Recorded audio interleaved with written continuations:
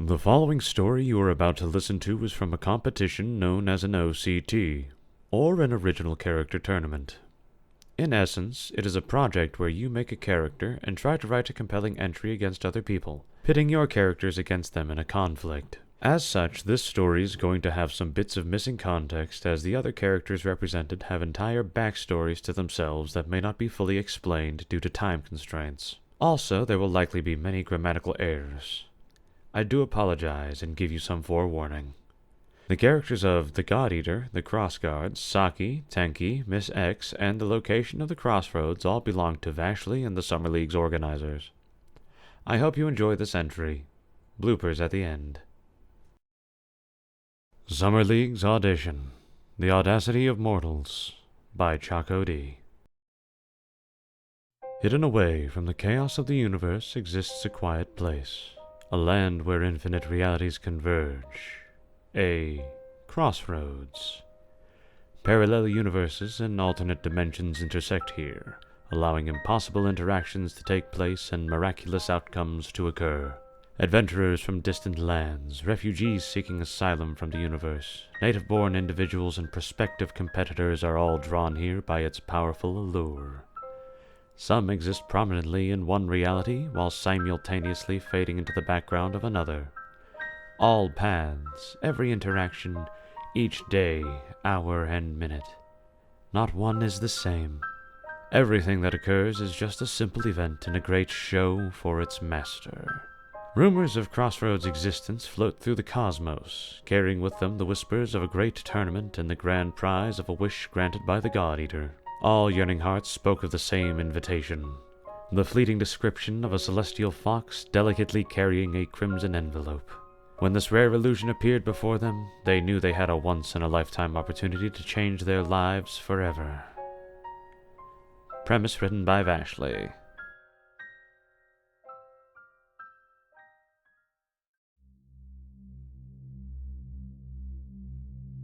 Summer League's Audition Chapter 1.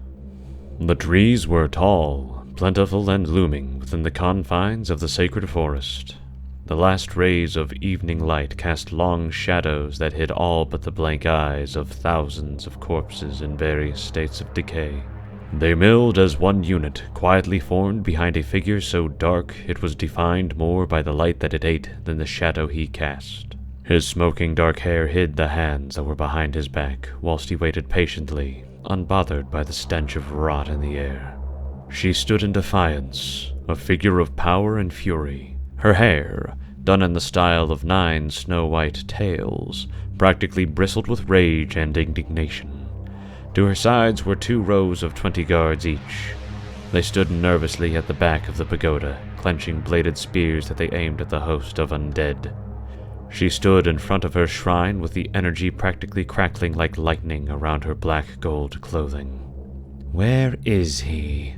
It was a demand delivered from a voice like a bare knife. The figure, in mock surprise, held a hand to his chest.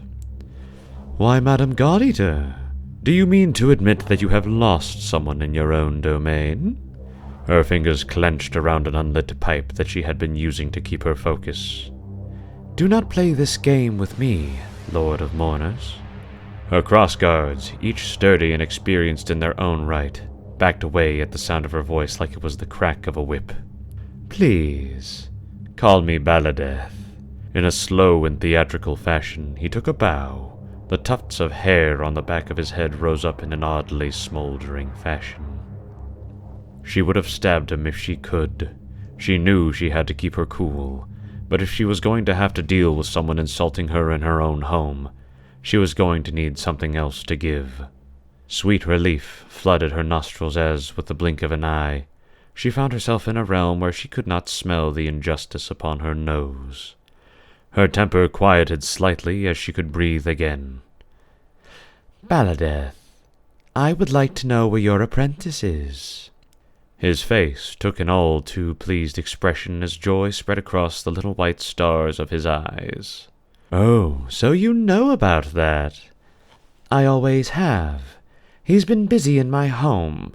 It's just a shame that I haven't been able to find him since you've arrived." Her voice remained even as she kept her eyes upon this king of the dead. "Why, I merely wanted to keep him a surprise, Madam Godeater. We were just so excited to enter the tournament." "And how did you envision him doing that, exactly?" "Well, I figured he was simply going to attack you." "Absolutely not." Fury boiled to the surface as her voice turned dangerously quiet. The world bent in a strange and undulating fashion around her hands as they slowly raised up. The pipe that sat between her fingers bent and spun and twisted in place as though it were held by a million different hands in a million different poses. Her eyes blazed into thousands of fractal shapes, sizes, and colors. She had become everything in a single moment. "You are to take your apprentice and leave this instant. Do not even think of returning to my home lest you suffer my wrath 1,000-fold. She sounded as 100,000 voices pointed as one. Her tone was not loud or boisterous. It was simply put as a plain matter of fact. Her crossguards, all battle-hardened, fell backwards at the display and moved closer to the safety of the pagoda. Only the most hardy of them kept their weapons in hand. "Oh, very well, I suppose. It is the end of the entry period, anyway," Baladeth sighed. Then he turned his head to speak to someone behind the Godeater. "Nalagram, come on, it's time to go home." She spun around. From behind her a figure had emerged. Whoever it was, he had apparently walked through the back wall of her shrine. The stonework hissed and bubbled. Some of it even caught fire as it touched the ground. He sported a wild grin that dripped madness like honey off of a razor blade. He had red eyes that shone brilliantly from beneath the shadow of a dark brown hood. They were focused purely upon her, disregarding her guards who were all on the ground, seemingly knocked unconscious by the sheer presence of this man. Their faces were twisted in disgust. Some clamped their hands over their mouths. Others simply held themselves in panic. "Godeater!" he howled in a voice that was like a wind-torn sail in a hurricane. He flung his cloak to each side like a cape, the small fires around him growing to an inferno. Like a flame on a wick, he moved in quick and wild movements, dancing forward across the stonework. He gave a spin, a skip, and a leap in a wild dance that created a dozen small flames that exploded around him. With a thrust of his arms and a dramatic pose, they flew forwards. Each had changed into the shape of a skeletal fist that flew towards her face. Time slowed to a halt as her brows furrowed. The world shifted and changed while she saw this fight playing out through different eyes. This time, instead of leaping towards her, he had been spewing a fountain of fire from his mouth in a crazed roar. She shifted the world again. This time, a pair of whips flew from his wrists to strike out like snakes.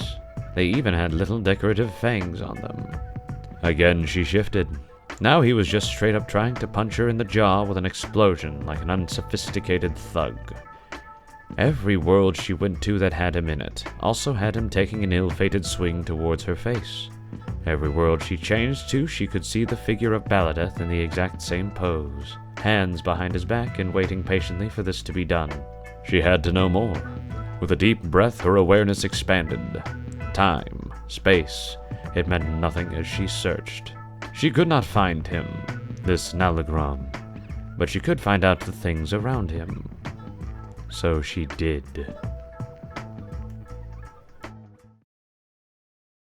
The Crossguards are a bunch of silly guys that are completely useless. Sorry. They were focused primarily upon her. They were focused primarily upon her. They were focused purely upon her, disregarding who... Son of a bitch. Again she shifted. Now he was just trying... We're almost done.